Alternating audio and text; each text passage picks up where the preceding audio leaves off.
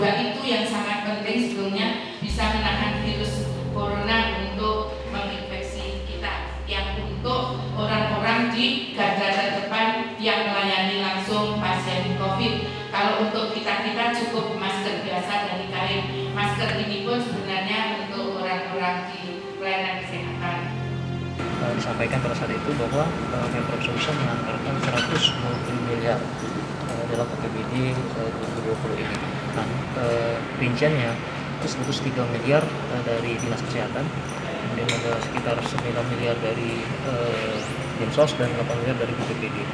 Nah, anggaran ini dialokasikan untuk pembelian alat kesehatan, alat pelindung diri APD, juga ada rapid test, PTM, dan termasuk di dalamnya ada insentif untuk tenaga medis, dokter maupun tenaga kesehatan yang lainnya. Itu. Apakah itu mencukupi sejauh ini? Kalau menurut keterangan yang diberikan kepada kami bahwa anggaran tersebut hanya sampai 29 Mei, artinya ini baru tahap awal. Dan pada hari ini kami dari pimpinan fraksi dan pimpinan komisi diharapkan bertemu. Kami akan rapat dengan Pemprov yang dipimpin langsung oleh gugus COVID-19 di Sumatera Selatan, kemudian dari Dinas Kesehatan, juga pihak terkait lainnya. Kita akan meminta penjelasan, termasuk di dalamnya ada BPKAD, karena anggaran ini tentu akan menjadi perhatian serius dari kami di DPRD Sumatera Selatan.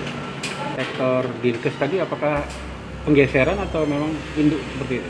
Ya, jadi 103 M yang informasi di awal yang saya sampaikan ke kami itu rinciannya dari perjalanan dinas, OPD, dan juga dewan.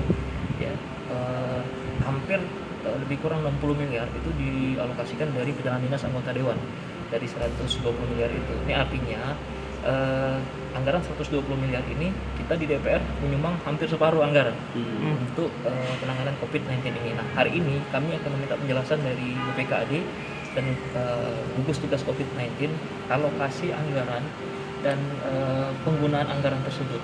Jadi kita akan kawal anggaran yang disampaikan ke kita sehingga betul-betul tepat guna dan tepat sasaran. Tidak diperbolehkan untuk melakukan perjalanan dinas keluar. Artinya anggaran untuk perjalanan dinas selama sampai dengan beberapa bulan ke depan, artinya sampai dengan COVID ini selesai, itu tidak ada perjalanan dinas ke luar daerah seperti itu. Akan menjadi perhatian serius dari kami. Makanya hari ini kami juga mengundang dari Dinsos. Kita ingin melihat bagaimana Pemprov Sumatera Selatan menganggarkan terkait dengan jaringan pengaman sosial. Jadi 120 miliar tadi ini baru untuk alat kesehatan, baru untuk tim medis.